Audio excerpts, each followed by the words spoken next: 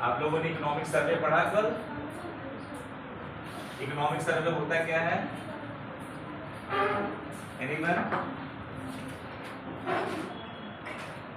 Economic survey होता क्या है?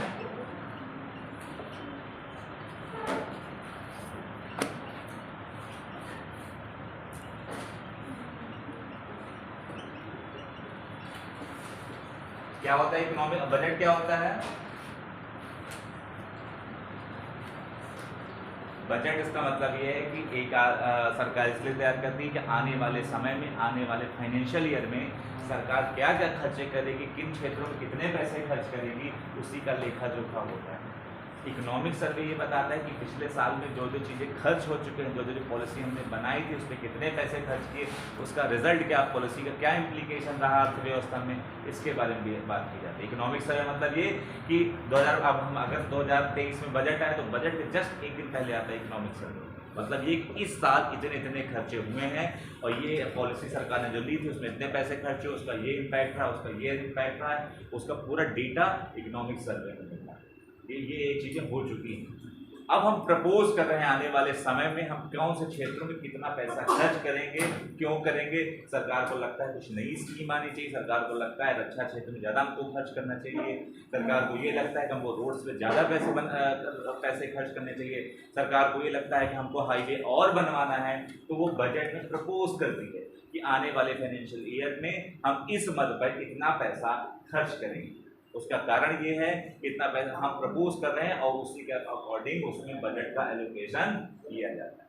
इकोनॉमिक सर्वे एक दिन पहले प्रेजेंट किया तो उसका मेन पर्पज है कि पिछले साल जो भी आपके अचीवमेंट है, जो भी आपने योजनाएं लागू की, जो भी आपने लोगों को सुविधाएं दी, जिस प्रकार की भी आपने काम किया, उसी का जो हो चुका है ऑलरेडी उसी का वो ब्यौरा होता है। उसमें पूरा स्टैटिस्टिकल रिकॉर्ड होते हैं कि कितना डेटा में कितना चेंजेस हुआ, वो सारा रिकॉर्ड आपका इकोनॉमिक सर्वे में होता है। ठीक है, आगे बढ़ते लिखिए। आपको लिखना ज्यादा पड़ेगा इसलिए मैं क्षमा प्रार्थी हूँ, लेकिन लिखना पड़ेगा क्योंकि इसकी मैं थोड़ा सा बोलिंग है, मैं कोशिश करूंगा थोड़ा सा इंटरटेनिंग में बना पाऊँ। ठीक है, चीफ इकोनॉमिक एडवाइजर कौन है इस समय? चीफ इकोनॉमिक बी अनंत नागेश्वरन है, यही है बी अनंत नागेश्वरन। इससे पहले कौन थे चीफ इकोनॉमिक एडवाइजर? इससे पहले कौन थे?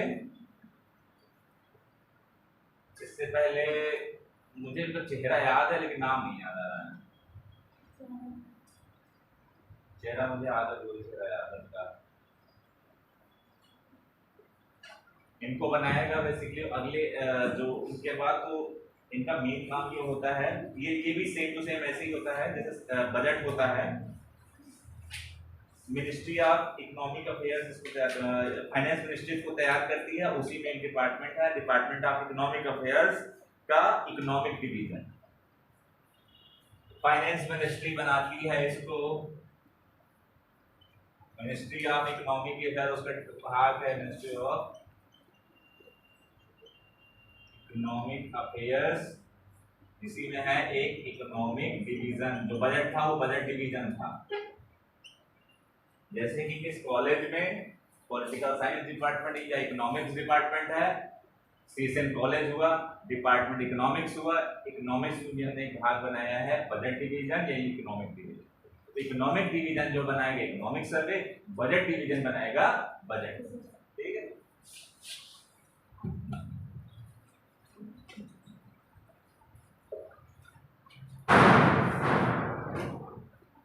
देखिए इकोनॉमिक एडवाइजर में तीन बातें होती हैं, सॉरी आर्थिक सर्वे में तीन बातें होती हैं। पिछले साल का डेटा, पिछले साल का डेटा, मैं इसको थोड़े इकोनॉमिक सर्वे के बारे में बता दूं फिर मैं इसकी को बताना शुरू करूंगा। पिछले साल का डेटा, भविष्य के लिए अनुमान, दूसरा भविष्य के लिए अनुमान और तीसरा भविष्य के लिए सुझाव।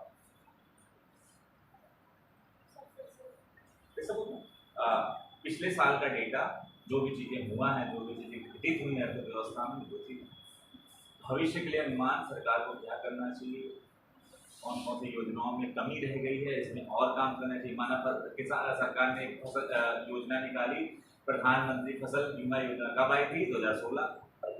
तो अगर सरकार ने तय किया था 2022 तक हम किसानों की इनकम को डबल कर दें, तो उसमें क्या क्या चीजें, कारण क्या क्या चीजें हुई, कितना बजट एलोकेट किया गया, कहाँ कहाँ कमी रह गई, तो वो उस चीज को डेटा के माध्यम से। तीसरा,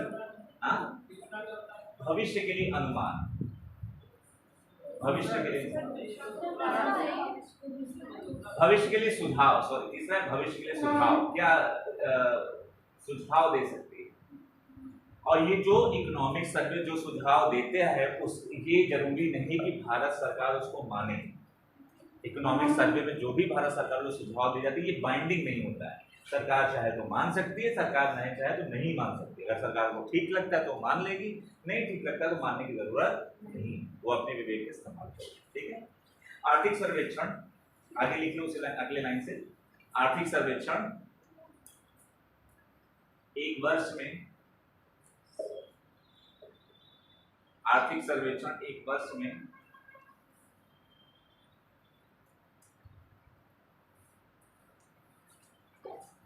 देश के आर्थिक विकास का, देश के आर्थिक विकास का सालाना लेखा जोखा होता है। आर्थिक सर्वेक्षण एक वर्ष में देश के आर्थिक विकास का सालाना लेखा जोखा होता है। आगे बेटा आगे बैठ जाइए, यहाँ पे खाली है। आप लोग बेटा पीछे इतना क्यों बैठो, आगे बैठ जाइए, खाली तो जगह पूरी। कंफर्टेबल है ना वहां पर? ऑडिबल है? मैं ऑडिबल हूं ना? मैं सब ठीक। फिर से बोलूं, आर्थिक सर्वेक्षण एक वर्ष में देश के आर्थिक विकास का सालाना लेखा जोखा होता है। इसमें देश की अर्थव्यवस्था की स्थिति, इसमें देश की अर्थव्यवस्था की स्थिति, क्या वो बेटा कोई दिक्कत? इसमें देश की अर्थव्यवस्था की स्थिति, कौमा क्षेत्रवार योगदान, किस सेक्टर का कितना योगदान है, क्षेत्रवार योगदान, कौमा वृद्धि दर, कौमा विदेशी निवेश, कौमा मुद्रास्फीति, मुद्रास्फीति मतलब इन्फ्लेशन, कौमा आयात निर्यात आदि की तुलनात्मक स्थिति का पता चलता है। इसमें देश की अर्थव्यवस्था की स्थिति, क्षेत्रवार योगदान, वृद्धि दर, विदेशी निवेश, मुद्रास्फीति, आयात निर्यात आदि की तुलनात्मक स्थिति का पता चलता है।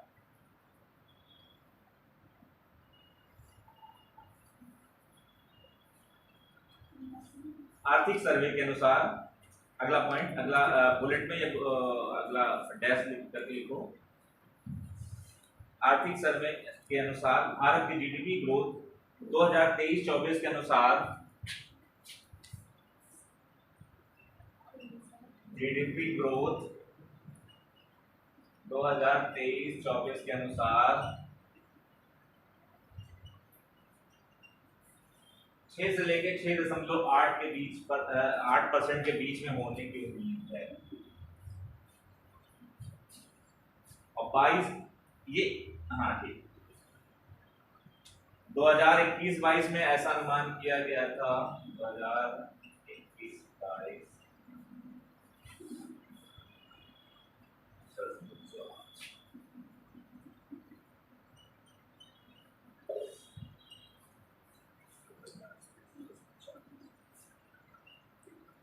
इकोनॉमिक सर्वे बेसिकली अनुमान लगाता है कि जो भी खर्चे हुए हैं, जो भी चीजें हुई हैं अर्थव्यवस्था में, कितना ग्रोथ हुई है, कितना प्रेडिक्शन हो सकता है, क्या क्या चीजें, उसका पूरा का पूरा स्टैटिस्टिकल रिकॉर्ड होता है। पहले 2 वॉल्यूम में प्रोड्यूस होती थी, इस बार शायद 3 वॉल्यूम में आया। उसका मेन पर्पज ये होता है कि जितनी भी, चाहे वो प्राइमरी सेक्टर का रिकॉर्ड हो, चाहे वो सेकेंडरी सेक्टर का रिकॉर्ड हो, चाहे टर्शियरी सेक्टर, प्राथमिक क्षेत्र, द्वितीयक क्षेत्र या तृतीयक क्षेत्र, जो भी उसमें जितना खर्चे जितना इनकम हुई है, ये भविष्य के लिए प्रेडिक्शन भी करती है कि भारत की समृद्धि ग्रोथ इकोनॉमिक ग्रोथ कितना होगी। तो इस बात से प्रेडिक्शन करती है कि भारत की क्या क्या चीजें पॉलिसी होनी चाहिए, ये सजेशन भी देती है। भारत सरकार इसको चाहे माने चाहे ना माने।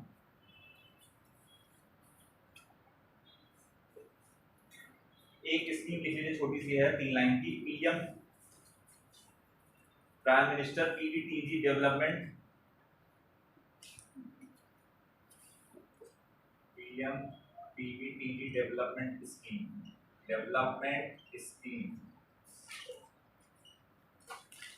इसमें सरकार ने 15,000 करोड़ का आवंटन किया है। ये स्कीम कवर करती है ट्राइबल ग्रुप्स को और एकलव्य मॉडल रेजिडेंशियल स्कूल। आपने नवोदय विद्यालय का नाम सुना है? नवोदय विद्यालय होते हैं, एकलव्य मॉडल स्कूल होते हैं, कस्तूरबा गांधी वाले स्कूल सुने हैं? हाँ, तो उस तरीके एकलव्य मॉडल का स्कूल करेगी ट्राइबल पीपल के, ट्राइबल जो बच्चे हैं उनके लिए। अब आ जाइए गवर्नमेंट की स्कीम पर, लिखिए हेडिंग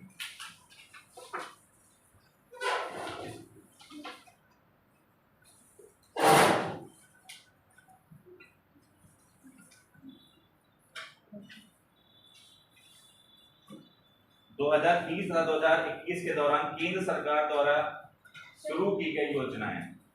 अब आपको स्कीम पढ़ना है पूरी की पूरी सारी।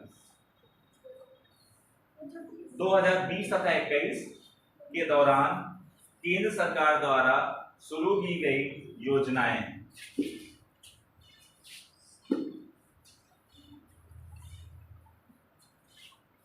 पहली स्कीम लिखिए।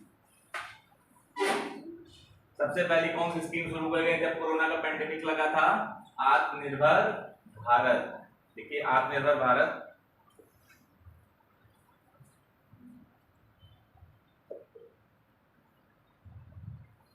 भारतीय अर्थव्यवस्था को रिवाइव करने, मतलब उसको जिंदा करने, रिवाइव करने तथा उसे दीर्घकाल में आत्मनिर्भर बनाने के उद्देश्य से यह घोषणा की गई। भारतीय अर्थव्यवस्था को रिवाइव करने तथा उसे दीर्घकाल में आत्मनिर्भर बनाने के उद्देश्य से यह योजना शुरू की गई।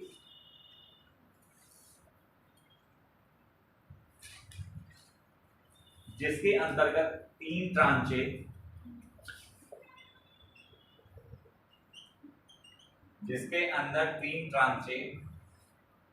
इसके अंदर 3 स्कीम थी आत्मनिर्भर के दौरान, जो स्कीम के अंदर, जिसके अंदर 3 ट्रांचे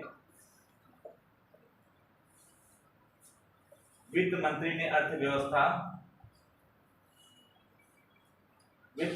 अर्थव्यवस्था कौमा विशेष रूप से औद्योगिक क्षेत्र और एमएसएमई संबंधित हैं। फिर से लिखिए, जिसके अंतर्गत 3 ट्रांचे वित्त मंत्री ने अर्थव्यवस्था कौमा विशेष रूप से औद्योगिक क्षेत्र जिसमें एमएसएमई सम्मिलित है। एमएसएमई होता है जो मीडियम स्मॉल छोटे छोटे उद्योगों के लिए शुरू की जाती है। इसके अंदर 3 योजनाएं थी जो प्रधानमंत्री का इसमें विशेष बल था। प्रधानमंत्री ने, आप जब कभी अपनी स्पीच देते हैं, एक चीज हमेशा याद रखिएगा, जब आप कभी गवर्नमेंट एग्जामिनेशन की प्रिपरेशन करते हैं तो अगर प्रधानमंत्री ने किसी स्कीम को स्टेज से बोल दिया तो समझिए कि वो चांसेस उसके मैक्सिमम है में वो आ जाएगा। इसीलिए जब कभी प्रधानमंत्री बोलते हैं तो उनकी स्पीच आती है कि इस स्पीकर ने विशेष बल दिया है, तो ऑटोमेटिकली वो आ जाएगा। मन की बात अभी चल रही 100वीं मन की बात, उसमें उन्होंने एक स्कीम का जिक्र किया है, तो अक्सर वो स्कीम काम की होती, वो एग्जामिनेशन पॉइंट ऑफ व्यू से इंपॉर्टेंट। अब लिखिए, पहली स्कीम थी प्रधानमंत्री गरीब कल्याण योजना। प्रधानमंत्री गरीब कल्याण योजना पहली स्कीम थी। इस स्कीम के अंदर प्रधानमंत्री गरीब कल्याण योजना, क्या हुआ, लिख पाया? मैंने तेज बोल दिया क्या कुछ? अच्छा धीरे धीरे बता रहे के लिए, चलिए आप बोल दिया करें, मैं तेज बोलता हूँ, मुझे लगता है मैं थोड़ा तेज बोलता हूँ, स्पीड में बोलता हूँ, तेज मतलब स्पीड में बोलता हूँ।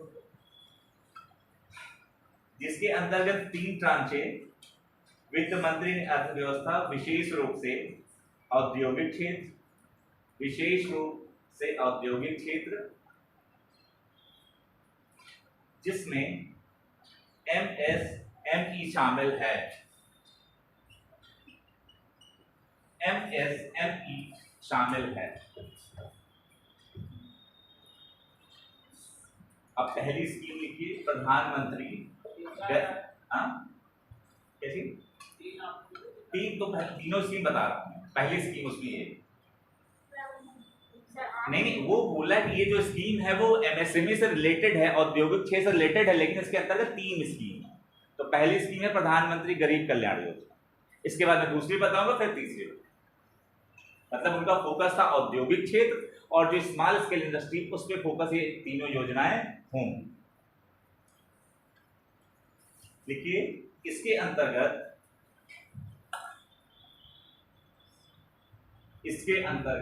प्रत्येक परिवार, इसके अंतर्गत परिवार के प्रत्येक सदस्य को, इसके अंतर्गत परिवार के प्रत्येक सदस्य को 1 किलो चने के साथ 1 किलो चने के साथ 5 किलो गेहूं या चावल प्रति माह मुफ्त में दिया जाएगा।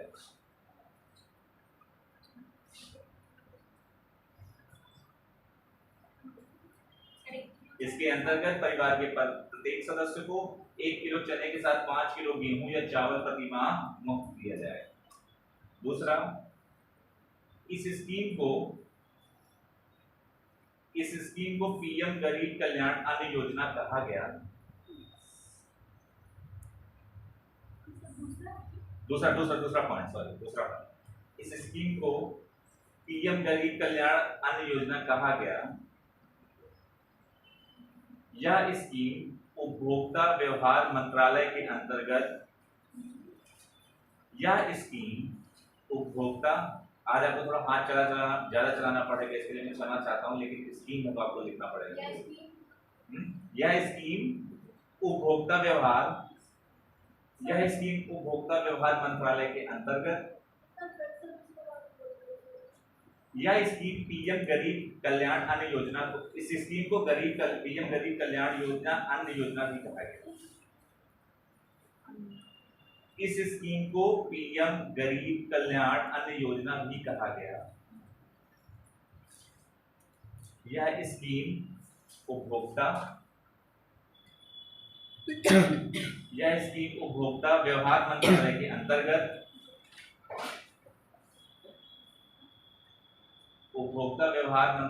अंतर्गत, खाद्य तथा सार्वजनिक वितरण मंत्रालय के अंतर्गत खाद्य तथा सार्वजनिक वितरण विभाग द्वारा क्रियान्वित की गई।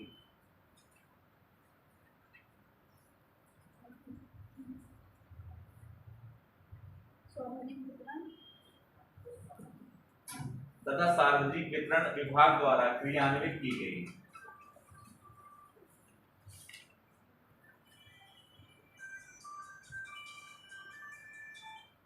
इस योजना, अगला पॉइंट, इस योजना के तहत उज्ज्वला योजना के अंतर्गत, इस स्कीम के तहत उज्ज्वला योजना के अंतर्गत मुफ्त गैस सिलेंडर देने की व्यवस्था की गई। इस योजना के तहत उज्ज्वला योजना के अंतर्गत मुफ्त गैस सिलेंडर देने की व्यवस्था की गई, जिससे कि 8 करोड़ गरीब परिवार लाभान्वित हुए। उजाला स्कीम और उज्ज्वला दोनों में अंतर है, दोनों एक ही स्कीम है, अलग अलग है ना। उजाला स्कीम किसके रिगार्डिंग है? हाँ, लाइटिंग से रिलेटेड है। आप कंफ्यूजन मत होइएगा, ये नेट यूजीसी नेट का क्वेश्चन आया हुआ है। सबने एलपीजी सिलेंडर मुफ्त में मार के चले आए थे बच्चे साले, जब मैंने दिया था उसको। कितने करोड़ सर? 8 करोड़। पहले ये योजना 5 करोड़ लोगों की थी, बाद में सरकार ने इसको बढ़ा के 8 करोड़ कर दिया। 15, अगला पॉइंट, 15,000 रुपया प्रति माह, 15,000 रुपया प्रति माह मजदूरी अर्जित करने वाले लोगों के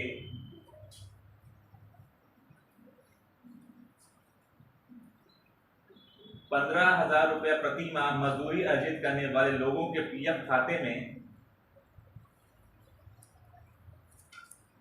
15,000 रुपया प्रति माह मजदूरी अर्जित करने वाले लोगों के पीएफ खाते में 24 महीने की मजदूरी 24 महीने की मजदूरी उनके पीएफ खाते में डालने की व्यवस्था की गई।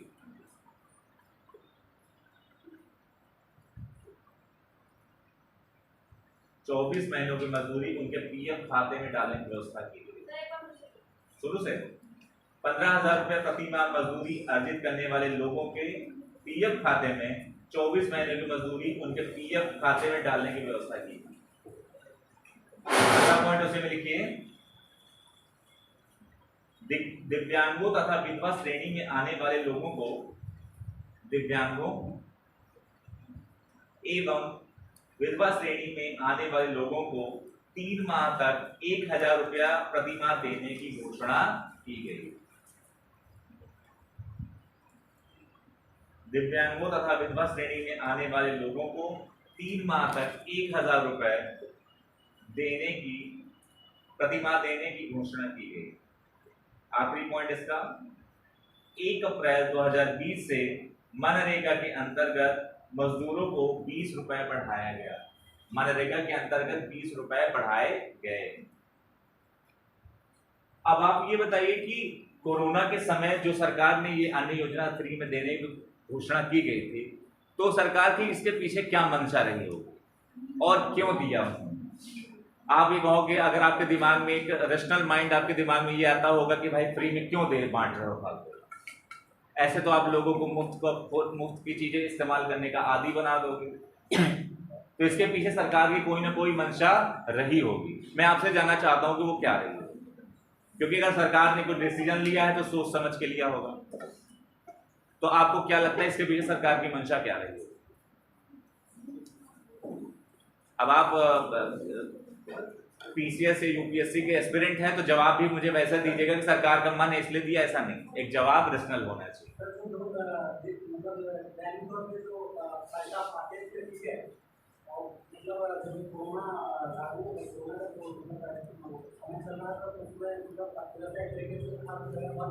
ठीक, नहीं मिल रहा था तो उसके वजह से हो सकता है निश्चित था कि पैसा नहीं मिलेगा तो भोजन अपना नहीं कर सकेगी, इसीलिए। बिल्कुल सही कह रहे हैं आप। आपका कहना ये है कि सरकार, क्योंकि सारी आर्थिक क्रियाएं बंद हो गई हैं, आपने कहा है कि आप अपने घरों में रहिए सब लोग, तो जाहिर सी बात उनका पेट पालने के लिए कुछ न कुछ तो व्यवस्था होनी चाहिए। तो एक अच्छा तरीका ये था कि हम उनको मुफ्त में अनाज दे सके, कम से कम वो सर्वाइवल अपना मेंटेन करें, जिंदा रह सके। क्योंकि जब वो कहीं बाहर नहीं निकल सकते, जब बाहर निकलेंगे तभी पैसे कमाएंगे। तो ये बेहतर तरीका था कि उनके अकाउंट में तो कुछ पैसे डाले जाएं, एक तरीका हो सकता है, या डायरेक्ट नहीं दे के आप गेहूं के 1 किलो चना मिलता था पर कैंडिडेट, ऐसा था। और ये देखा गया कि 80 करीब उससे मैक्सिमम जो पॉपुलेशन, जो मोदी जी कहते हैं कि करीब हमने 80 करोड़ लोगों को रोज दिया, राशन दिया। इसका मतलब ये कि जब सारे लोग घर में बंद थे तो हमारे पास ये मजबूरी थी कि उनका पेट भर देना चाहिए। ऐसा ना हो कि लोगों की मौत भूख से हो, क्योंकि अगर किसी की मौत भूख से होती वो सबसे बड़ी शर्मिंदगी की बात है। क्योंकि हम अपने देश में कहते हैं हम प्रोडक्शन में नंबर 1 है, गेहूं हम ज़्यादा प्रोड्यूस कर रहे हैं, चावल प्रोड्यूस कर रहे हैं। तो ऐसे देश में इसीलिए नई नई योजनाएं क्यों ला, 1965 में हरित क्रांति की जरूरत क्यों पड़ गई? आप सब लोगों ने पढ़ा होगा कि हमने अमेरिका से गेहूं आयात करते थे, कौन सा क्या नाम था उसका, PL480, जो कि लाल गेहूं, सड़ा गेहूं माना जाता था, तो सबसे घटिया किस्म का था। तो लाल बहादुर शास्त्री उस समय के तत्कालीन प्राइम मिनिस्टर हुआ करते थे। उनको लगा कि इनके थ्रू हम घटिया गेहूं भी हमको देते हैं, ऊपर से हमको रॉब भी जमाते हैं, तो क्यों ना।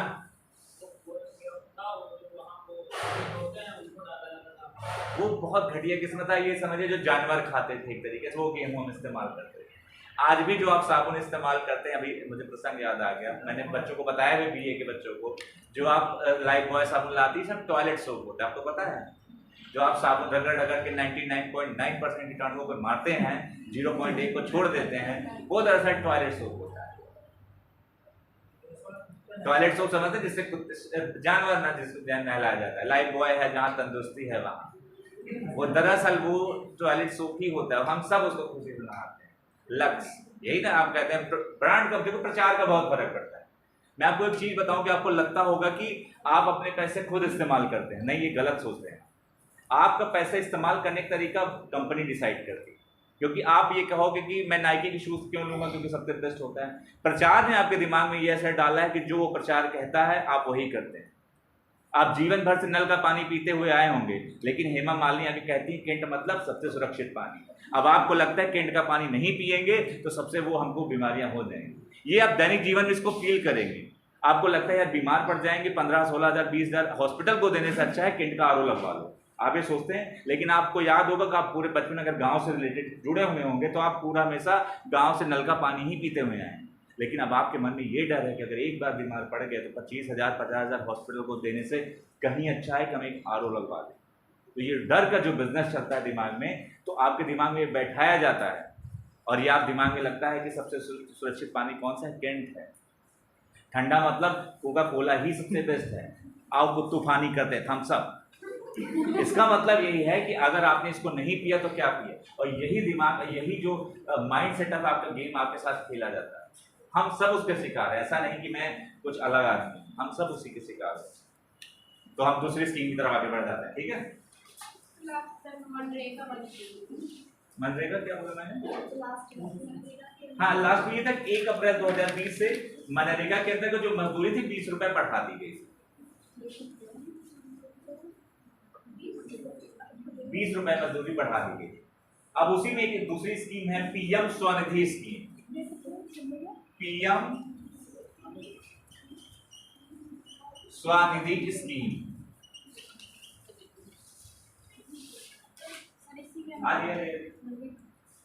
उसी के अंदर, हाँ दूसरी स्कीम से PM Svanidhi scheme.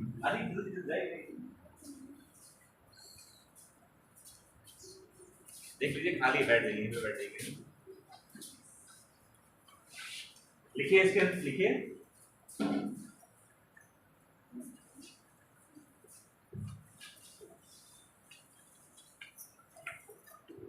PM street vendor, PM street vendor, street vendor जो सड़क पे जो लोग बेचते रहते हैं, स्ट्रीट वेंडर बोलते हैं। पीएम स्ट्रीट वेंडर आत्मनिर्भर भारत पैकेज के अंतर्गत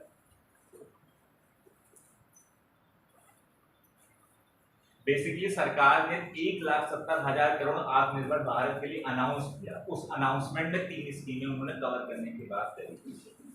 देखिए, आत्मनिर्भर भारत पैकेज के अंतर्गत इस स्कीम की घोषणा, आत्मनिर्भर भारत पैकेज के अंतर्गत इस स्कीम की घोषणा हाउसिंग तथा अर्बन अफेयर्स मंत्रालय द्वारा जारी की गई। यह स्कीम इस आत्मनिर्भर भारत पैकेज के अंतर्गत इस स्कीम की घोषणा हाउसिंग तथा अर्बन अफेयर्स मंत्रालय द्वारा जारी की गई। इस स्कीम का मकसद या उद्देश्य, इस स्कीम का उद्देश्य स्ट्रीट वेंडर्स को पूंजी ऋण की व्यवस्था करना।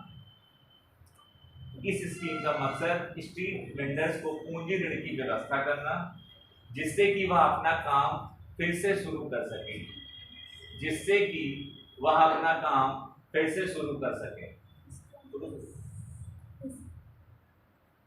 पीएम स्ट्रीट वेंडर आत्मनिर्भर भारत पैकेज के अंतर्गत इस स्कीम की घोषणा हाउसिंग तथा अर्बन अफेयर्स मंत्रालय द्वारा की गई।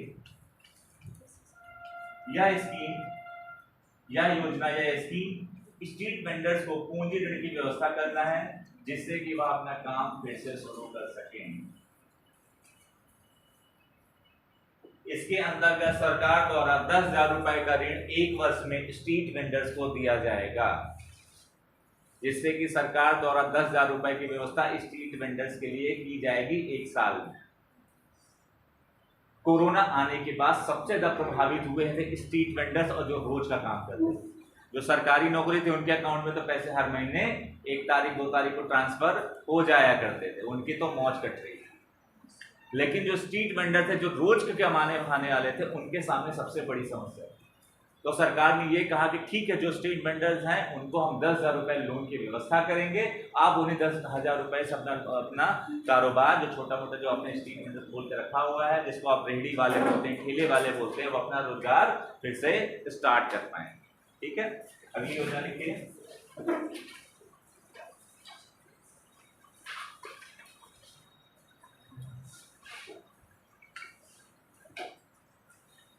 प्रधानमंत्री आत्मनिर्भर रोजगार योजना।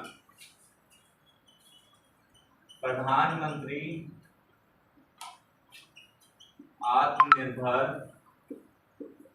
रोजगार योजना।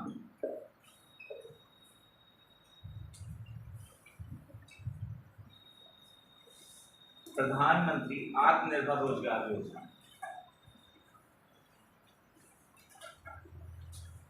इसके अंतर्गत सरकार, आप में से किसी पर पानी ले देते हैं। इसके अंतर्गत सरकार 1 अक्टूबर 2020 से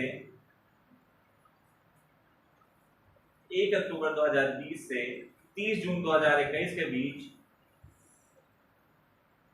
बीच नए कर्मचारियों के संबंध में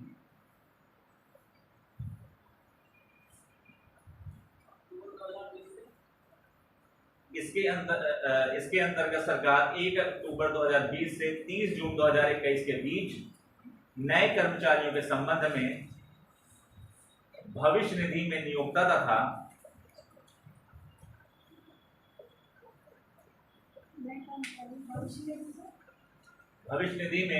तथा नियुक्त दोनों के अंशदान के रूप में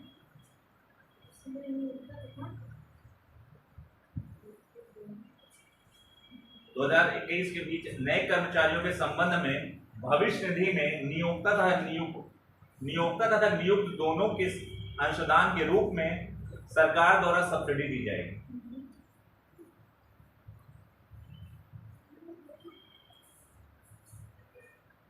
नियोक्ता तथा नियुक्त दोनों के अंशदान के रूप में सरकार द्वारा सब्सिडी दी जाएगी। अभी एक विवाद चल रहा है new pension scheme versus old pension scheme. तो न्यू पेंशन स्कीम में ऐसी क्या खास बात है जिससे उनका विरोध सरकारी कर्मचारी कर रहे हैं? आपको क्या लगता है कि न्यू पेंशन स्कीम होनी चाहिए या ओल्ड पेंशन स्कीम होनी चाहिए? तो क्यों होनी चाहिए? सर, न्यू पेंशन स्कीम में वो पैसा अपना लगा रहे हैं, सरकार सब्सिडी के रूप में, मतलब जितना आप चाहेंगे उतना आपको पे करेगी, आपके अनुसार नहीं पे करेगी ना, जितना जो पे करेगी। और कोई जो क्वेश्चन मैं पूछ रहा हूँ ऐसे इंटरव्यू में आपसे पूछा जाता है और आपको आंसर करना पड़ता है, और ये मान के चल रहा हूँ आज नहीं तो कल आप इंटरव्यू फेस करेंगे, इसमें कोई डाउट नहीं। सिंपल सी बात है, जो नई पेंशन योजना है उसमें यह है कि सरकार, आपने जो कंट्रीब्यूशन किया 10% करते हैं, आप अपने 14% सरकार करती है, लेकिन जो 14% सरकार पैसे कंट्रीब्यूट करती अपनी तरफ से, वो पैसे लगाए जाते हैं शेयर मार्केट। और आपको पता है share market is the subject matter of risk, उसमें मैक्सिमम रिस्क इन्वॉल्व। आपका पैसा हो सकता है 2 गुना भी हो सकता है, आपका पैसा हो सकता है 0 भी हो सकता है, क्योंकि वो मार्केट के ऊपर डिपेंड होता है। तो जो आपका पैसा सरकार अगर शेयर मार्केट में लगाएगी, तो अगर शेयर मार्केट में प्रॉफिट हुआ तब तो आपको मिल गया, नहीं प्रॉफिट हुआ तो जितना आपका पैसा रहेगा उसी के अकॉर्डिंग आपको पैसे मिलेंगे। पहले ऐसा नहीं था। पहले शेयर में जो ओल्ड पेंशन स्कीम है उसमें आपको फिक्स है कि इतनी अमाउंट आपको मिलनी पड़ेगी, जो आपकी लास्ट बेसिक सैलरी है उसका आधा आपको मिलेगा रिटायरमेंट के समय, हमेशा रिटायरमेंट के बाद। माना आप रिटायरमेंट हुआ उस समय आपकी बेसिक सैलरी थी 50,000, तो जब आप रिटायर होंगे तो आपको 25,000 हर महीना मिलेगा। लेकिन जो न्यू पेंशन स्कीम उसमें ऐसा कोई व्यवस्था नहीं है।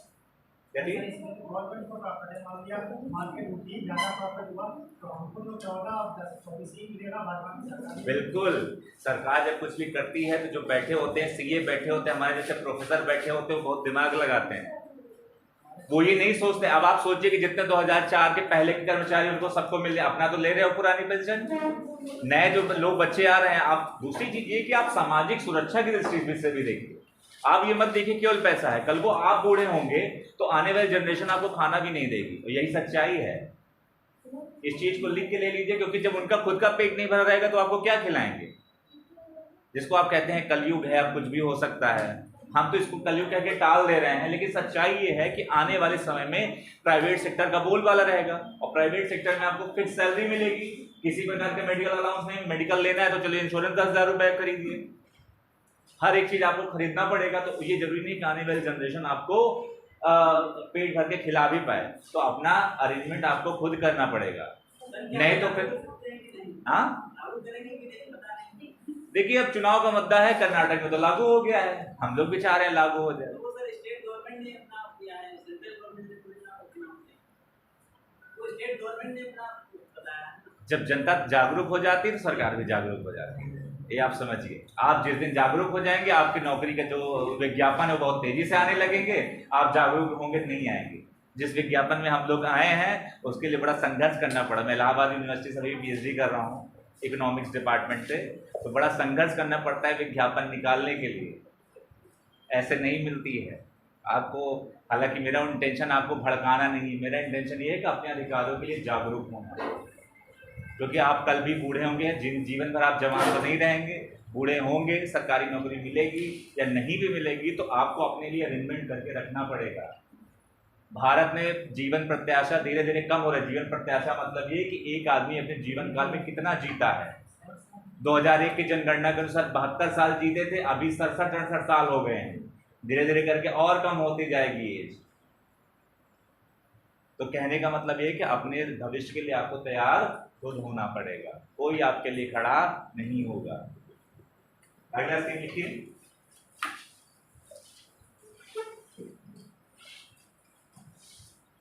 प्रधानमंत्री मत्स्य संपदा योजना।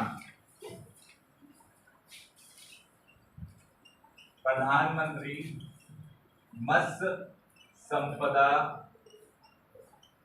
योजना।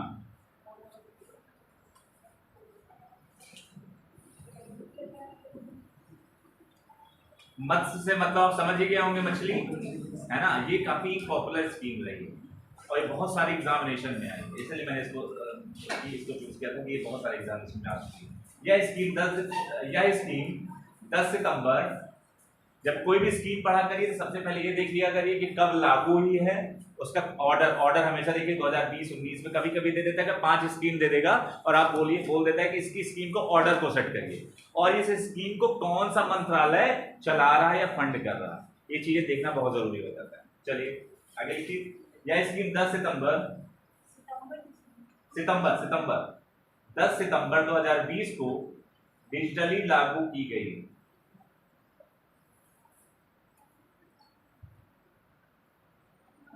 यह स्कीम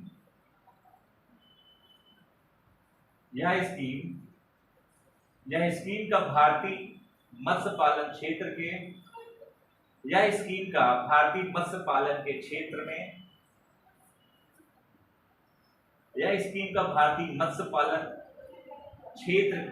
क्षेत्र में पोषणी विकास उद्देश्य से चालू की गई है। मत्स्य पालन क्षेत्र में पोषणी विकास उद्देश्य से चालू की गई है। पूर्ण विराम। 2020-21 से शुरू होकर यह 5 वर्षों तक यानी कि 2025 तक चलेगी। 2020 से शुरू हुई है तो 2025 तक, ये 5 वर्षों तक ये चलेगी। इसका अनुमानित लागत 20,000 करोड़ होगा। यह स्कीम पूरे देश में आत्मनिर्भर भारत के अंतर्गत क्रियान्वित होगी। कैसे बोलूं? अच्छा, ये लिखिए कि 2020-21 से शुरू होकर 5 वर्ष तक चलेगी, अर्थात 2025 तक चलेगी। कभी कभी पूरी लाइन लिखना जरूरी नहीं होता है, उसका मेन जो पॉइंट होता है वो भी लिख लो तो काम चल जाएगा आपके समझने को। इसके अनुमानित लागत 20,000 करोड़ रुपए। आप लोग मुझे ये बताइए कि सरकार इतनी ज्यादा स्कीम्स को क्यों लॉन्च कर रही है, क्यों कोशिश कर रही है कि मैक्सिमम स्कीम्स को आत्मनिर्भर के थ्रू हम इसको लॉन्च किया जाए? क्योंकि सरकार को पता है हम सारे लोगों को सरकारी नौकरी नहीं दे सकते। हमारी पॉपुलेशन कितनी है? 142 करोड़ की पॉपुलेशन हो गई है। हमने चीन को सरपास कर दिया, इसके लिए आप बधाई के पात्र हैं, हम सब बधाई के पात्र हैं।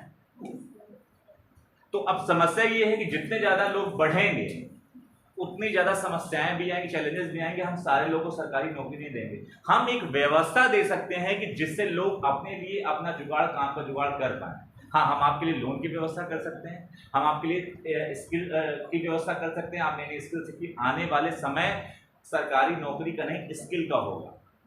जो जितना स्किल्ड होगा उसको नौकरी वैसे ही मिलेगी। एग्जाम्पल की मैं बताऊं, अगर आपको कंप्यूटर चलाना आता है, एक्सेल चलाना आता है, तो आपके रोजगार पाना काफी आसान होगा। आपको टैली चलाना आता है तो आपको बहुत आसान होगा। अब आप ये देखिए कि लोग रोजगार करने के लिए टिकटॉक से भी पैसे बनाए जा सकते हैं, यूट्यूब से भी पैसे लोग बना रहे हैं, और इतने पैसे बना रहे हैं जो हमारे अनुमान से बहुत ज्यादा है। जितना आप एक साल में पैसे कमाएंगे सरकारी नौकरी से, उतना आप एक दिन एक वीडियो से पैसे कमा रहे हैं। तो अपॉर्चुनिटीज आपके सामने बहुत सारी निकलेंगी, इसमें कोई डाउट नहीं। लेकिन सरकार के लिए मुमकिन नहीं है कि वो सारे लोगों को रोजगार दे सके। आपने डार्विन की थ्योरी सुनी होगी, सर्वाइवल ऑफ द फिटेस्ट, सुनी है कि जो जितना मजबूत रहेगा उतने दिनों तक टिका रहेगा, बाकी सब गायब हो जाएंगे। माल्था से एक बहुत फेमस अर्थशास्त्री हैं इकोनॉमिक्स में, उन्होंने एक थ्योरी दी थी कि प्रकृति की दावत थोड़े लोगों के लिए है, जो बिना बुलाए आएगा वो भूखा मर जाएगा। मतलब ये उनका मानना था कि बढ़ती हुई पॉपुलेशन किसी भी समाज के लिए अच्छी बात नहीं है। तो दूसरे एक अर्थशास्त्री बगल में बैठे हुए थे, उन्होंने कहा कि क्यों अच्छी बात नहीं है? एक आदमी जब बच्चा पैदा होता है तो अपने साथ 2 हाथ और 2 पैर लेके आता है, तो भूखा नहीं मरेगा, वो अपने लिए कुछ ना कुछ कमाने के लिए करेगा, भले वो चोरी करेगा। तो माल्थस ने कहा कि वो चोरी करके करेगा, डकैती करेगा, लोगों को मारपीट कैसे करके पैसे कमाएगा। तो बगल वाले ने कहा करेगा तो है ही कुछ ना कुछ, तो पेट पालने के लिए करना ही पड़ेगा। तो बढ़ती हुई जनसंख्या अभिशाप है, लेकिन अगर इस जनसंख्या को हम स्किल कर दें या इनको ट्रेनिंग, इसलिए सरकार ने skill India, stand up India, startup India शुरुआत की। भारत में अब नया कल्चर जनरेट हो रहा है जिसको आप बोलते हैं, आपने देखा होगा शार्क टैंक इंडिया। भारत में उद्यमशीलता को बढ़ावा देने के लिए बहुत तेजी से काम हो रहा है, क्योंकि एक सरकार एक डिपार्टमेंट कितनी नौकरी निकाल सकती है? हो सकता है 5,000 10,000, लेकिन अगर उद्यमशीलता को प्रमोट किया गया तो लोगों को रोजगार देना आसान हो जाएगा।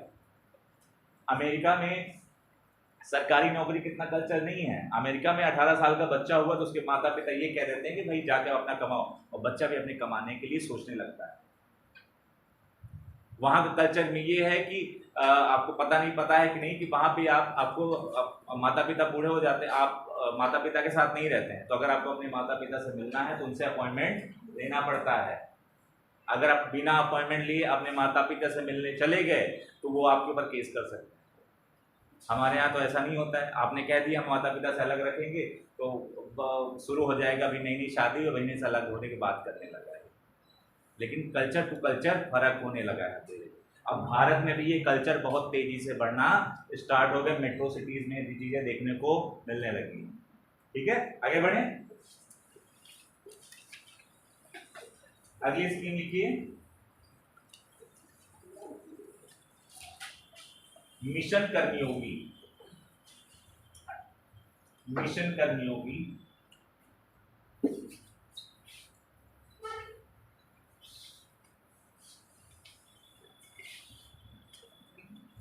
मिशन कर्मयोगी सितंबर 2020 में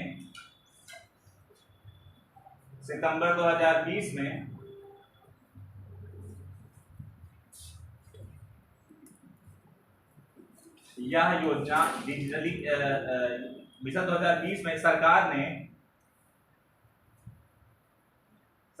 ने मिशन कर्मयोगी एक उच्चतम ब्यूरोक्रेटिक रिफॉर्म प्रयास के रूप में स्वीकृति दी।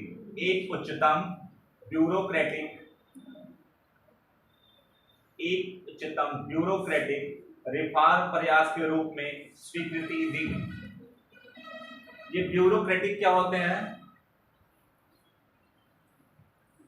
ब्यूरोक्रेटिक क्या होता है? जो आप बनना चाहते हैं, जिसको बोलते हैं नौकरशाह। IAS, PCS, अफसर, अधिकारी, ये सब ब्यूरोक्रेसी के पार्ट हैं। तो आप भी ब्यूरोक्रेसी में जाना चाहते हैं। क्यों ब्यूरोक्रेसी में जाना चाहते हैं? क्योंकि आपको लगता है आपके पास पावर होनी चाहिए। फला आदमी ने 3 सितंबर को 3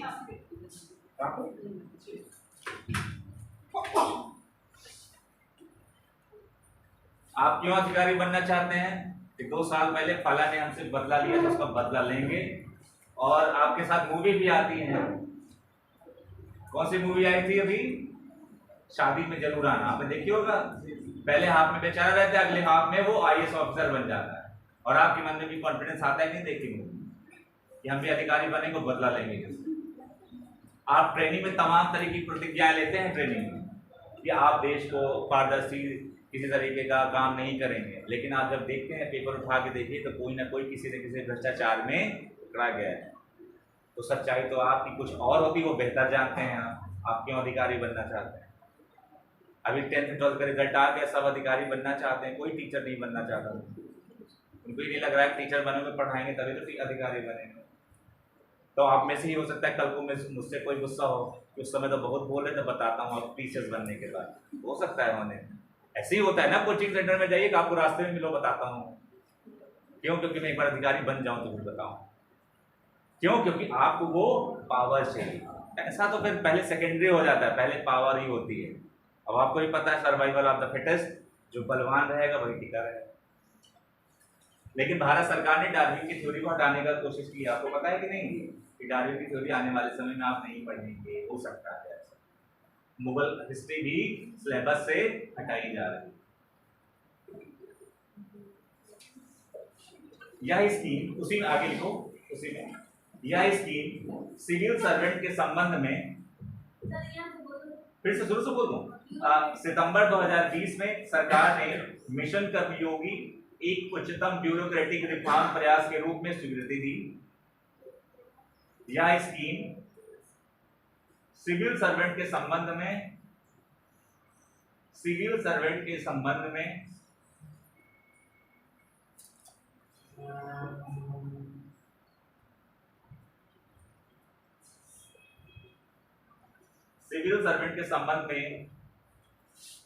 क्षमता बढ़ाने से संबंधित है। क्षमता बढ़ाने से संबंधित है, पूर्णविराम।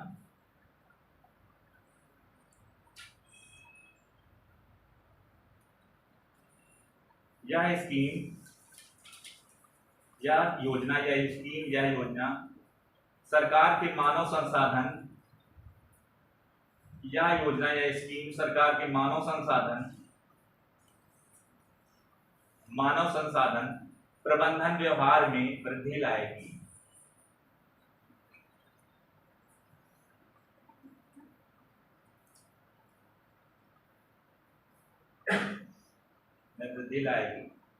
सरकार के मानव संसाधन प्रबंधन व्यवहार में वृद्धि लाएगी। इसका मतलब ये है कि हमें अपने सिविल सर्वेंट्स को और नई ट्रेनिंग देने की ज़रूरत है, क्योंकि बहुत सारे एरियाज ऐसे हैं, क्योंकि एक सिविल सर्विसेज बहुत सारे काम करता है। जिले का सबसे बड़ा मालिक होता है और वो चाहे तो जिले को बदल सकता है। आपने इंदौर शहर का नाम सुना हो तो भारत का सबसे स्वच्छ शहर है, उसको हर बार, अभी भी है ना इस बार, तो वहाँ क्या चीज आखिरी बार क्या हो गया? हाँ, 8 बार उसको मिला है। वहाँ के जो DM रहे हैं उन्होंने बहुत बेहतरीन काम किया और उसके हाथ में इतनी पावर होती। समस्या ये होती है कि जब हम शपथ लेके जाते हैं, जब आप अधिकारी बनेंगे, एक सबसे दुख की बात मैं आपको बताऊं कि जब मैंने कभी कोचिंग करी थी किसी चीज़, जब मैं ग्रेजुएशन में था, तो कोचिंग वाले आपको दिमाग में पता है क्या भरते हैं, एक जो सबसे नेगेटिव पॉइंट, उस समय तो मैं बच्चा था, उस समय मुझे नहीं समझ में आती चीज़ें, मुझे लगता था हाँ बन जाएंगे। वो आपको इस मोटिव से पढ़ाते हैं, हाँ बन जाओगे, अधिकारी बन जाओगे, एक्साइज इंस्पेक्टर बन जाओगे, इनकम टैक्स इंस्पेक्टर बन जाओगे, बहुत पैसा होगा। कहाँ से पैसा होगा? सरकार की स्कीम में तो आपको बहुत होगा, मैक्सिमम टू मैक्सिमम 50,000 पहली सैलरी होगी या 45-50,000 होगी, बहुत पैसा होगा। सीधा सा मतलब ये है कि आप कहीं ना कहीं करप्शन के लिए मोटिवेट होंगे। तो आपको तमाम तरीके से मोटिवेट करते हैं कि अच्छा पैसा होगा तो शादी अच्छी होगी, दहेज अच्छा मिलेगा, बड़े घर का आने के लड़के से शादी हो जाएगी, और ये लालच दिया जाता है। ये जो परसेप्शन आपके दिमाग में जनरेट कर रहे हैं कि अधिकारी बनने के बाद आपके पास बहुत पैसा होगा, जाहिर सी बात है कहीं ना कहीं करप्शन को मोटिवेट करता है, और इसीलिए बनने के बाद मैक्सिमम लोग करप्शन का शिकार होते हैं। आप भी कल को बनेंगे तो आपके दिमाग में ये चीज़ें जरूर आएंगी। और आपने जितनी मुसीबतें जिंदगी में फेस की होंगी या कभी कार्यालय कचहरी में जब जाते होंगे, कभी गए होंगे, तो आपने बहुत चीज़ें फेस की होंगी और आपको ये रियलाइज हुआ हो। स्टेट बैंक ऑफ इंडिया में जाते हैं और 4 बार आपको काउंटर बदलने को कहता है, 4 से 6 पे जाओ, 6 पे 2 पे जाओ, तो आपको उस समय बहुत खींच आती होगी कि फ्री का पैसा उठा रहे हैं। और सबसे ज़्यादा आप गाने किसको देते हैं? प्राइमरी के टीचर को। मनी मन जरूर देते होंगे, इनको फ्री का पैसा मिलता है, लेकिन मेहनत भी करते हैं। ऐसी बात कितने चरणों से एग्जाम होके वो गुजार के आते हैं, आप जरा सोचिए, मुझे बताइए। आपको भी लगता हो ये प्रोफेसर कुछ नहीं करते, सब फ्री का पैसा पाते हैं? हमारे दिल से भी पूछिए। 15 साल लगाने के बाद, पीएचडी करने के बाद, घिसने के बाद फिर हम यहाँ पे हैं। अभी मेरी पीएचडी चल रही है, अभी मैं स्टूडेंट ही हूँ, अभी मैं टीचर नहीं हुआ, अभी मैं स्टूडेंट ही हूँ। इलाहाबाद यूनिवर्सिटी में पीएचडी कर रहा हूँ। समस्या ये है कि जब व्यवस्था अगर ऐसी बनती जाएगी तो इसको सुधार पाना बहुत मुश्किल है। तो सरकार कोशिश करती है नए नए ट्रेनिंग माध्यमों से। आपने एक संदीप पांडे का नाम सुना होगा, वो उनको एशिया का नोबेल किसे कहा जाता है? एशिया का नोबेल किसे कहा जाता है? कौन सा पुरस्कार को एशिया का नोबेल कहा जाता है? आपने नाम सुना होगा जरूर, रेमन मैग्सेसे का नाम सुना है? रेमन मैग्सेसे को एशियन नोबेल कहा जाता है, उनको एशियन नोबेल मिला। बहुत सारे लोगों ने ऐसा, उन्होंने जल प्रणाली विकसित की, जो सूखे क्षेत्रों में थे पानी की व्यवस्था करवाई, पहले तो तालाब वाला खुदा, तो बहुत काम किया। तो जो ये कोचिंग सेंटर का रवैया है आजकल आपको देखने को मिले, जब आप कभी किसी भी कोचिंग में जाइए, आपके दिमाग में यही परसेप्शन भरा जाता है कि बहुत पैसा, इनकम टैक्स ऑफिसर बन जाओ, एक्साइज बन जाओ, बहुत पैसा, टेबल नीचे बहुत पैसा मिलता है। तो कहीं ना कहीं आपके दिमाग में ये परसेप्शन डाल देता है कि अगर ये अधिकारी बन जाओगे तो बहुत पैसा होगा, हमारी इज्जत ज्यादा होगी। तो ये जो एटीट्यूड है, ये इसको निकालने के लिए सरकार ने कोशिश की, नए नए तमाम तरीके से ट्रेनिंग की व्यवस्था करती, ताकि अच्छे सिविल सर्वेंट का निर्माण किया जा सके। अगला पॉइंट, अगला स्कीम लिखिए, स्वामित्व स्कीम।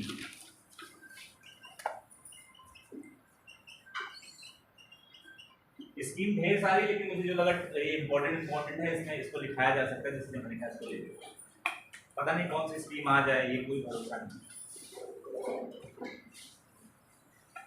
इस योजना की शुरुआत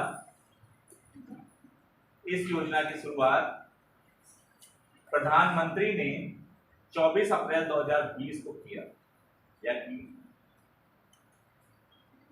इस योजना की शुरुआत प्रधानमंत्री ने 24 अप्रैल 2020 को किया।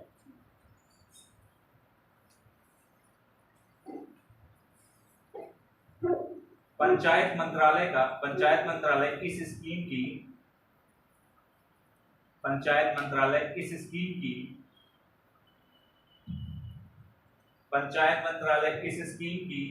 राज्यों में क्रियान्वयन के संबंध में नोडल एजेंसी होगी।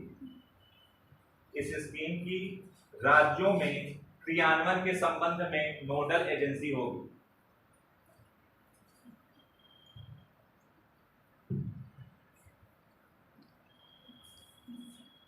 राज्यों के क्रियान्वयन के संबंध में नोडल एजेंसी होगी। पूर्ण विराम। इस स्कीम का उद्देश्य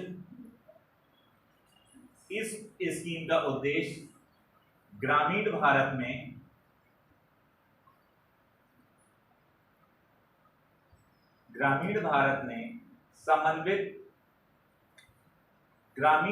में समन्वित संपत्ति कानूनीकरण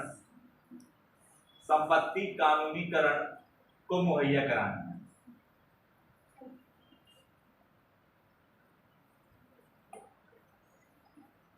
इसका उद्देश्य ग्रामीण भारत में समन्वित संपत्ति कानूनीकरण को मुहैया कराना है। पूर्ण विराम। इसके अंतर्गत ड्रोन के द्वारा ग्रामीण आबाद एरिया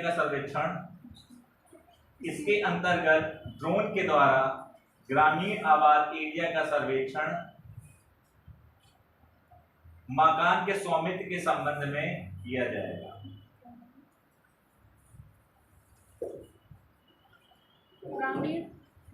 ग्रामीण आबाद एरिया का सर्वेक्षण मकान के स्वामित्व के संबंध में किया जाएगा।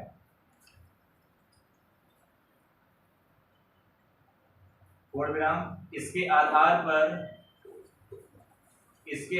पर गांव में संपत्ति की स्वामित्व धारिता के संबंध में प्रमाण पत्र निर्गत किया जाएगा। इसके अंतर्गत गांव की संपत्ति की स्वामित्व धारिता के संबंध में प्रमाण पत्र निर्गत किया जाएगा।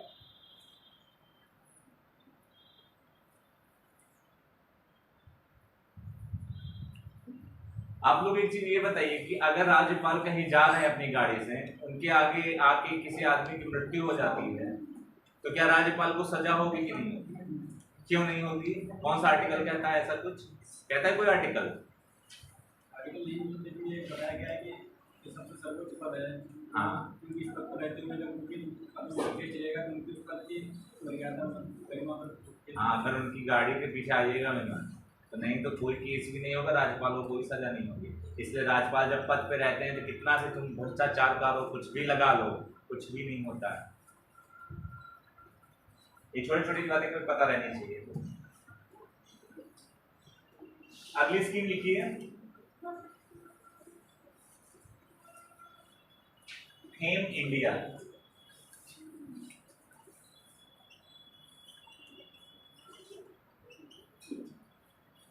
Fame India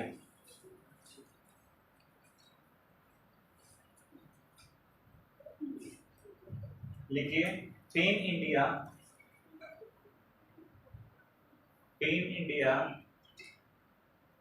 national electronic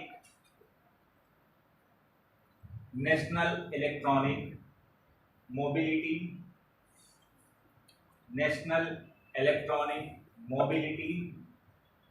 mission का एक भाग है, पूर्ण विराम। मिशन का एक भाग है, पूर्ण विराम। इसका मुख्य फोकस सब्सिडी देकर विद्युत चालक या विद्युत चालित वाहनों के प्रयोग को बढ़ावा देना है, जिसको बोलते हैं आप इलेक्ट्रिक व्हीकल्स, ईवी। इसका मुख्य फोकस सब्सिडी देकर विद्युत चालित वाहनों के प्रयोग को बढ़ावा देना है। पूर्ण विराम। या इलेक्ट्रॉनिक तथा हाइब्रिड व्हीकल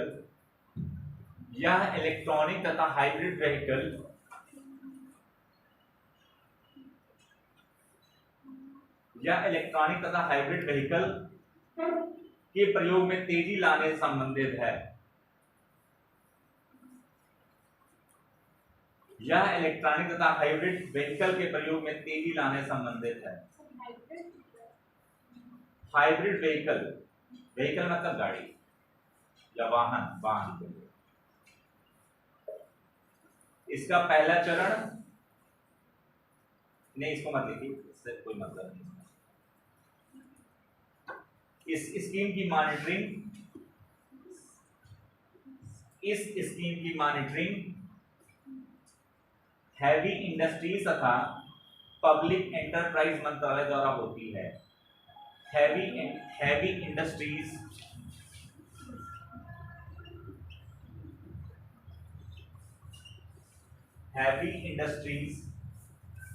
तथा पब्लिक एंटरप्राइज के द्वारा होती है।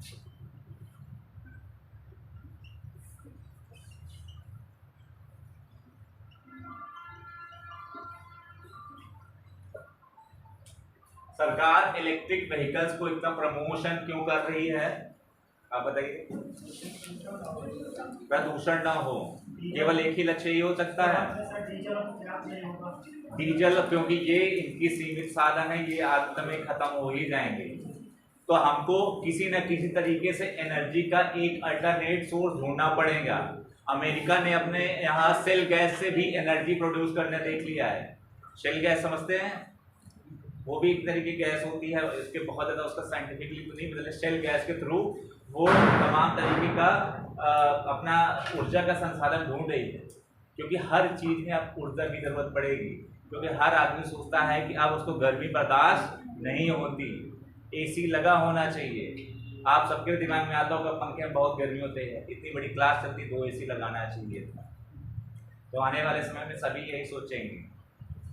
पहले हमारे जो पूर्वज थे या जो आपकी जनरेशन रहे होंगे वो एसी वेसी नहीं प्रेफर करते थे, मोटी मोटी दीवारें होती थी, उसी में जीवन कट जाता था। मेरा भी घर ऐसे ही होता था। लेकिन अब नहीं, आपकी जनरेशन अगर आप कहेंगे तो आपको क्या कहा जाएगा? आप ट्रेडिशनल हैं, ऑर्थोडॉक्स हैं, पुरानी परंपरा वाले। लेकिन वही पुरानी परंपरा को अगर आप फॉलो करते रहते तो आपकी एज 80, 90, 100 साल हुआ करती थी। आज आप 50 साल की उम्र में मर जाएंगे, कोई भरोसा नहीं है। अभी रिसेंट में तमाम केसेस आपने देखे होंगे कि आदमी जिम कर रहा है या नॉर्मल चल रहा है सड़क पे और तुरंत गिर जाता है, मौत हो जाती है।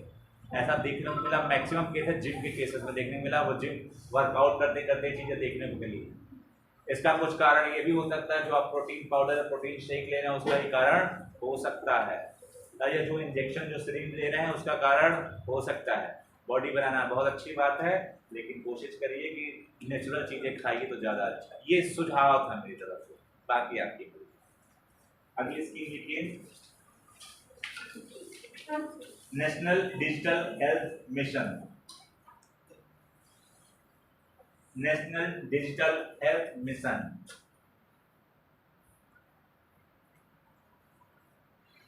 नेशनल डिजिटल हेल्थ मिशन आने वाले समय में स्वास्थ्य सुविधाओं की इतनी ज़्यादा जरूरत पड़ने वाली है कि हर आदमी को हो सकता है इंश्योरेंस लेना पड़े। अभी प्रयागराज का मैं केस बता रहा हूँ, जो कोरोना के समय था, तो वो चढ़वाने गया, तो क्या बोलते हैं उसको, प्लेटलेट, डेंगू केस बढ़ा हुआ था ना अभी हाल फिलहाल में बहुत तेजी से। उसमें उसने आदमी के प्लाज्मा नहीं है वो, उसको क्या बोलते हैं, उसको प्लेटलेट्स बोलते हैं ना, प्लेटलेट्स को प्लाज्मा बोलते हैं। उसकी जगह संतरे का जूस चढ़ा दिया, आदमी की तुरंत मौत हो गई। ग्लोबल एक करके हॉस्पिटल पेपर में निकला हुआ है, बकायदा उस हॉस्पिटल को बकायदा सील किया गया। आप सोचिए कि ह्यूमन कितना इररिस्पॉन्सिबल हो चुका है कि मानवता नाम की चीज जो आप देख रहे हैं आने वाले समय में आपको देखने को नहीं मिलेगी। मैं इसलिए बता रहा हूँ क्योंकि ये होगा आपके साथ। आप कितनी शर्म की बात है कि उसके आप संतरे का जूस है, उसके तुरंत मृत्यु हो गई। एक औरत को लड़का पैदा हुआ तो जो नर्सेस थे उन्होंने एक कोशिश करनी शुरू कर दी कि आपको बेटा पैदा हुआ, बहुत दिनों बाद उनका बेटा हुआ था, कि आप कोशिश करिए कि अब हमको कम से कम कुछ बख्शीश दीजिए। ऐसा होता है, ऐसा नहीं सारे लोग मांगते हैं, लेकिन एग्जाम्पल एक ही 2 लोग बन जाता है। तो कुछ पैसे दीजिए, उस औरत ने पैसे नहीं दिए तो पता नहीं क्या सिस्टम हुआ, कुछ भी हो, बच्चा थोड़ा क्रिटिकल कंडीशन में था, ठीक से नहीं, उस बच्चे की मौत हो गई। 10 साल बाद वो पिता बना था, वो उसके बच्चे हुआ था और उसकी मौत हो गई। जो प्रोफेशन आज के समय में नया आया है, जो प्रोफेशनल, जिसको आप एथिक्स बोलते हैं, जिसको आप नैतिकता बोलते हैं, आपको याद होगा आपने बचपन में नैतिकता वाली कोई किताब पढ़ी होगी, मैंने पढ़ी है। आप अगर शिशु मंदिर के विद्यार्थी होंगे या सरस्वती के होंगे तो ये नैतिकता आपको पढ़ाई जाती थी। इन नैतिकता वैल्यूज आपके दिमाग में इसलिए भी डाली जाती थी कि ताकि आप एक अच्छे इंसान, एक अच्छे नागरिक बन सके। मेरा उद्देश्य आपको इकोनॉमिक्स पढ़ाना ही नहीं है, मेरा उद्देश्य आपको एक अच्छा नागरिक भी बनाना है। मैं पढ़ा के चला जाऊंगा तो कोई मतलब नहीं उस चीज का, लेकिन अगर आप एक अच्छे नागरिक नहीं हैं तो आप एक अच्छे नागरिक का कर्तव्य भी नहीं निभा पाएंगे। समाज है क्या? क्वेश्चन ये है कि समाज है क्या? हमने देखा जाए एक समाज यही बना लिया है। दरअसल हम अपनी जिम्मेदारियों को दूसरों पर टाल टाल के निकल जाते हैं कि समाज में ऐसा हो रहा है। समाज तो हम ही से बनता है। ठीक वैसे ही जैसे कि आपको याद हो जब आप थोड़ा शरारती हुआ करते होंगे, जब 12th में रहे होंगे तो आप बाथरूम का वो दरवाजा तोड़ देते रहे होंगे। हमारा थोड़ी सरकार का है। मैं अपना इंसिडेंट शेयर करता हूँ कि जब मैं नवोदय विद्यालय में था, इलाहाबाद नवोदय विद्यालय से पढ़ा हूँ, तो बच्चे जो थोड़ा खुराफाती होते थे, हमारे बैचमेट ही हुआ करते थे, तो वो कोशिश करते थे कि जब लड़ाई वड़ाई झगड़ा होता था तो जो स्ट्रीट लाइट होती थी उसको फोड़ दिया करते थे। हमारा थोड़ी सरकार है। सरकार कौन है? सरकार तो हम ही हैं। और मैं उनको ये कहता था, यार अगर उनको आप मना नहीं करते, उससे अगर आप भिड़ेंगे तो आपको उल्टा पीट देंगे, तो बेहतर है चुप रहो। यही हो सकता है ना कि आप चुप रहो, नहीं उल्टा आपको पीट देंगे। ये भाई ग्रुप है और पता है भीड़ का कोई चेहरा नहीं होता है। भीड़ से पंगा नहीं लेना चाहिए, ज्यादा होशियार नहीं बनना चाहिए भीड़ के सामने, नहीं वो आपको उल्टा पीट के चले जाएंगे। समस्या ये मैं ये कहता था, भाई तुमको तोड़ना है तो जाकर प्रिंसिपल ऑफिस तोड़ो। हालांकि मैं प्रमोट नहीं करता इस चीज को, लेकिन मैं कहता हूँ तुमको इस रास्ते से रोज जाना है, तुम्हारे लिए तो अंधेरा रहेगा।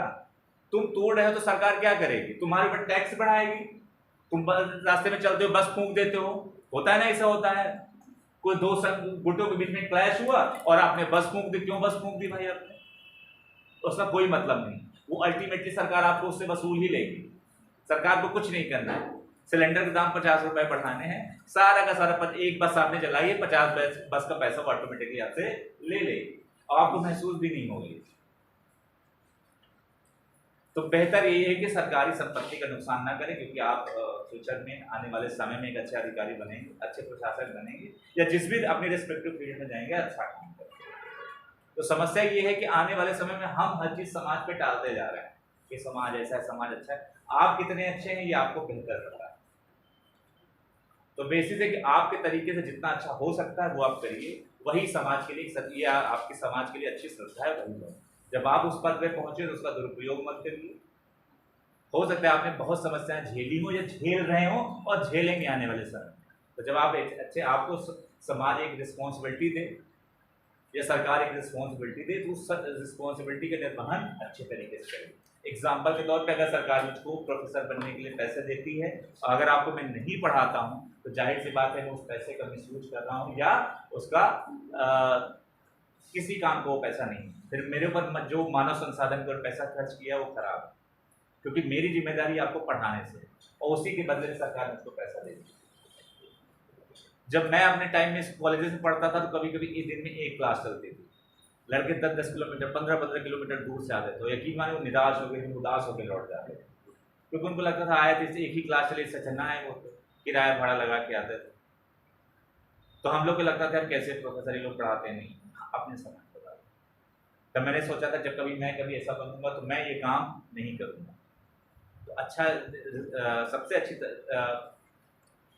अच्छी रिस्पॉन्सिबिलिटी यही कि जो आपको काम दिया गया उसको आप अच्छे से करें। अगली स्कीम के बारे में बात करते हैं। हाँ, ये लिखा, इसका उद्देश्य देश में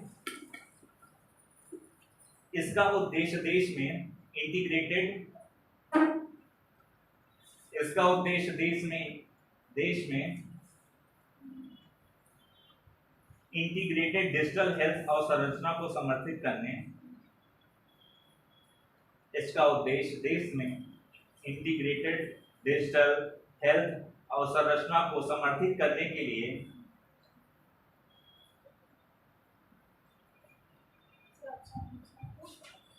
आवश्यक बैकबोन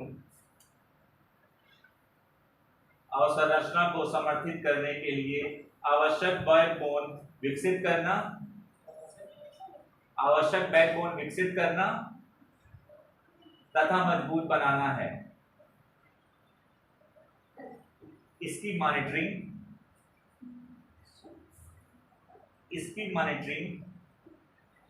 स्वास्थ्य तथा परिवार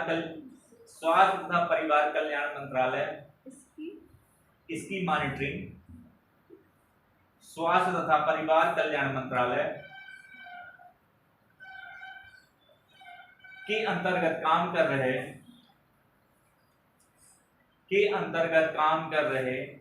नेशनल हेल्थ अथॉरिटी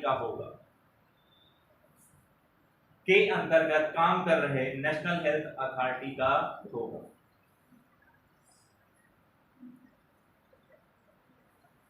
इस डिजिटल प्लेटफॉर्म के 4 प्रमुख भाग होंगे।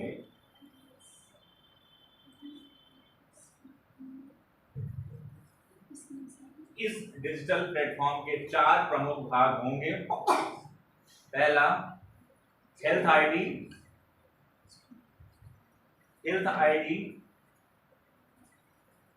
व्यक्तिगत हेल्थ रिकॉर्ड,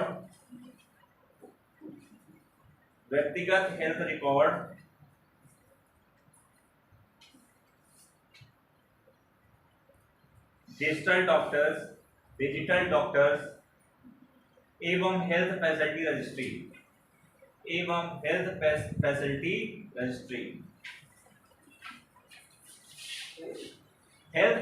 रजिस्ट्री।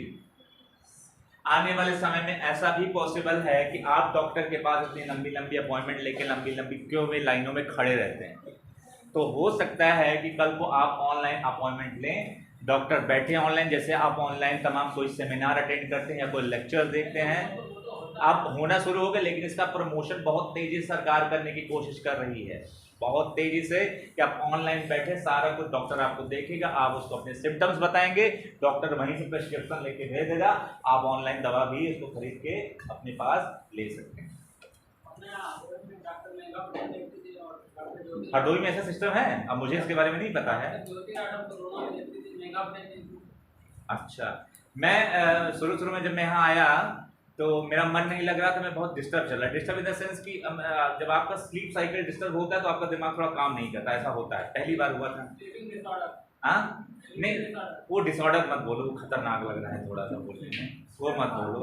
ऐसा कोई मुझे बीमारी नहीं थी, मतलब ये था कि अब मैं 9-10 बजे सो के उठता था ऐसे। अब यहाँ पे आके मुझे 7 बजे 8 बजे उठ के क्लास लेनी होती थी मॉर्निंग में, तो मेरा स्लीपिंग साइकिल जब डिस्टर्ब हुआ तो आपका दिमाग नहीं, आप एकदम लो फील करेंगे और आपको बहुत अजीब अजीब ख्याल आएंगे। ऐसा आप अपने पढ़ाई के दौरान अभी फील भी करते होंगे। यकीन मानिए इस दौर में, जिस दौर में हैं आप जिंदा हैं, ये बहुत खुशनसीबी है। लेकिन आप बहुत सारी चीज़ों में, आपकी नौकरी नहीं लगी, पारिवारिक संकट होगा, तनाव होगा, कुछ टेंशन होगी, दोस्त का कुछ भी मैटर हो सकता है, बहुत उदास तनाव फील करेंगे। लेकिन उस सिचुएशन में हिम्मत नहीं आनी चाहिए। जब मैं शुरू में आया तो मुझे ये लगा कि मुझे कुछ दिमाग नहीं काम कर रहा और मुझे अजीब अजीब से ख्याल आने लगे कि मैं यहाँ रुक पाऊंगा कि नहीं रुक पाऊंगा, मतलब अजीब से ख्याल आने लगे। तो मुझको हमारे एक सीनियर प्रोफेसर ने सलाह दी कि जाओ नथानी के यहाँ मिल के। मैंने करीब हरदोई नर्सिंग होम में डॉक्टर का चक्कर लगाया और 4,500 रुपये दिए। उन्होंने मुझको 2 दवा दी कि आप जो है उससे आपको वो हो गया है, जो इंसान थोड़ा सा क्या बोलते हैं, वर्ड नहीं याद आ रहा है, डिप्रेशन के शिकार हो गए हैं। अब जब डिप्रेशन बोल दिया आदमी तो अब आदमी को और लगने लगा डिप्रेशन हो गया मुझको। अब मेरे दिमाग में चला डिप्रेशन हो गया, तो मैं नथानी के पास गया, यहीं है ना बगल में, आवास विकास में देखा होगा।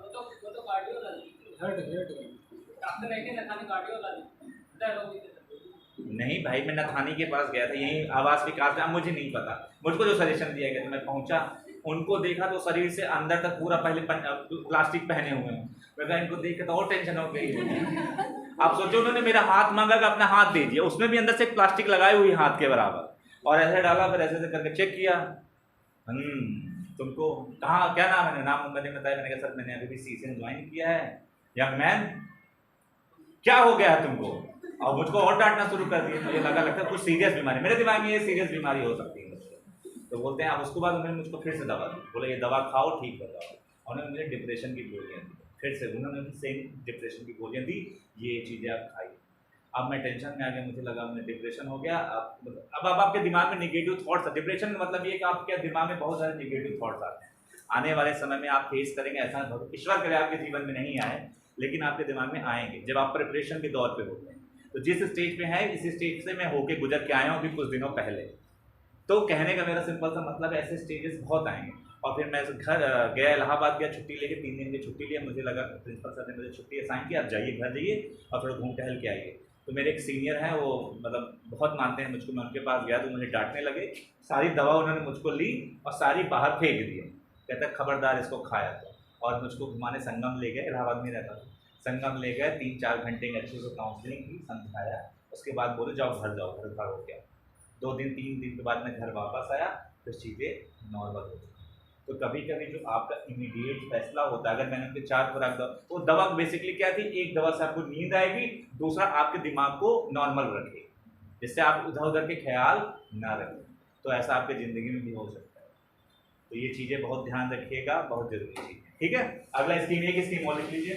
स्कीम बहुत सारी है, मुझे लगता है मैं पूरा करवा नहीं पाऊंगा, लेकिन जितना भी करवा पाऊंगा उतना तो ठीक है। अगली क्लास अगर मुझे असाइन होती है तो बाकी सारी करवा, ठीक है। एक स्कीम और लिख लीजिए, ये भी काफी फेमस स्कीम थी, प्रधानमंत्री श्रम योगी मानधन योजना। प्रधानमंत्री श्रम योगी मानधन योजना। आप लोगों ने इसका कितने लोगों ने अप्लाई किया? फ्री 27 को और 28 को आप लोगों ने किसी ने भरा, अप्लाई करा हुआ है? अच्छा, अभी आप प्रिपरेशन के दौर में चलिए।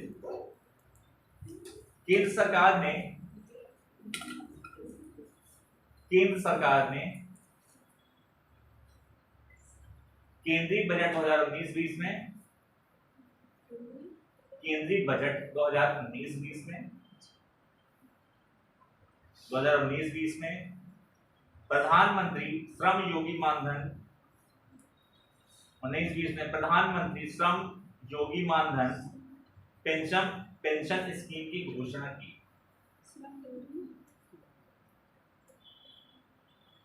सरकार ने केंद्रीय बजट 2019-20 में प्रधानमंत्री श्रम योगी मानधन पेंशन स्कीम की घोषणा की, जो 5 मार्च 2019 से लागू की गई।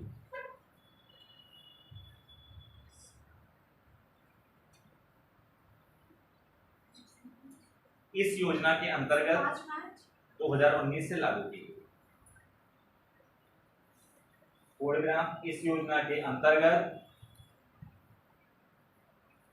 असंगठित क्षेत्र के श्रमिकों को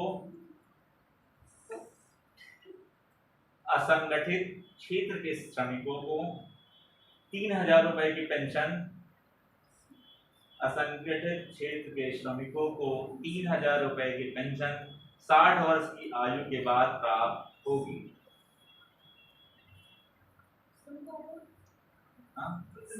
असंगठित क्षेत्र के श्रमिकों को 3,000 रुपए की पेंशन 60 वर्ष की आयु के बाद प्राप्त होगी।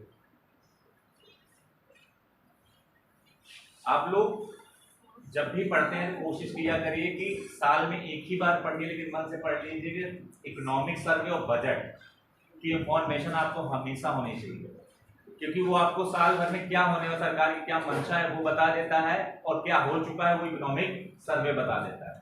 ज़्यादा मुश्किल नहीं हो रहा, तमाम आती है। अगर आपके पास थोड़े पैसे हैं तो जो मेन उसका सोर्स है, जो आती है भारत सरकार जो पब्लिश करती है, आप उसको मंगाइए। एक बार उसको 2 बार पढ़ लेंगे वो, उसके बाद वो कभी भूलेगा ही नहीं, क्योंकि आप 15 तरीके से जब आप डेटा को मतलब निकालते हैं तो हो सकता है कहीं ना कहीं थोड़ी बहुत मिस्टेक हो जाती है। तो जो ओरिजिनल डॉक्यूमेंट है बेहतर है उसी से पढ़ा करें, वो ज़्यादा अच्छा है। आगे लिखिए इसी में, इसके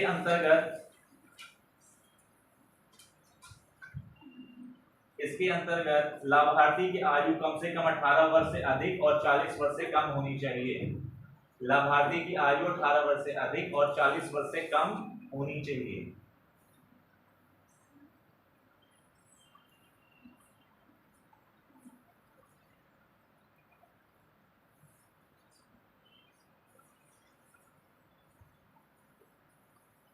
लाभार्थी की आयु के आधार पर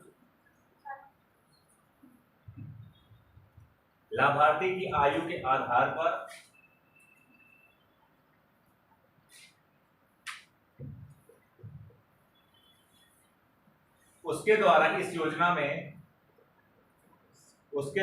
योजना में किए जाने वाले अंशदान का निर्धारण होगा।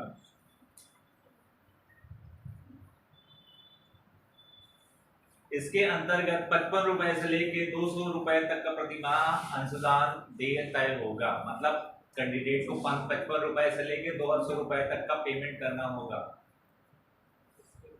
इसके अंतर्गत उसमें लिख लीजिए, इसके अंतर्गत 55 रुपए से लेकर 200 रुपए तक प्रतिमाह अंशदान देय तय होगा। इसका मतलब ये है कि अगर आपकी एज 18 साल है, आप इस चीज को 55 रुपए वाली स्कीम लेते हैं, या आपकी एज जितनी है उसके हिसाब से लेते हैं, तो जब आप 60 साल के बाद होंगे तो आपको 3,000 रुपए मिलेंगे। तो आप मुझे ये बताइए कि आपको क्या लगता है इस योजना को लेनी चाहिए या नहीं लेनी चाहिए? मुझे जरा क्यों नहीं लेना चाहिए तो क्यों लेना चाहिए, नहीं लेना चाहिए क्यों लेना चाहिए? हाँ बिल्कुल। तो 55 रुपए किस बिजनेस में लगाएंगे? दूसरी चीज, जब आप 60 साल बाद होंगे तो महंगाई कितने गुना बढ़ चुकी होगी, 3,000 रुपए की कोई वैल्यू नहीं होगी। उसके अलावा जीवित रहा, ये भी एक कंडीशन। आप तो हम 60 साल तक जीवित रह लें, यही बहुत बड़ी हमारी अचीवमेंट होगी। आपको याद है लाइफ इंश्योरेंस एक और प्रचार करता था कि बीमे ने हमको बहुत सहारा दिया। इस बीमे की वजह से इन्होंने बहुत कम उम्र में ये इस दुनिया को छोड़ के चले गए। बीमे की वजह से बच्चों की पढ़ाई, बेटी की शादी, बच्चों की पढ़ाई का खर्च बीमे की रकम से होगा। जिंदगी के साथ भी, जिंदगी के बाद LIC। लेकिन LIC का भी जिंदगी का थोड़ा सा प्राइवेट हाथों में जाने की तैयारी हो चुकी है। तो बेहतर यही है कि आने वाले समय के लिए अच्छा करें। इसी के लिए best of luck, all the best.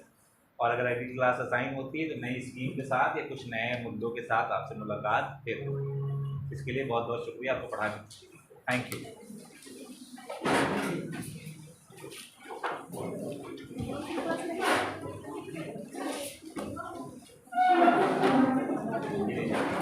Thank you.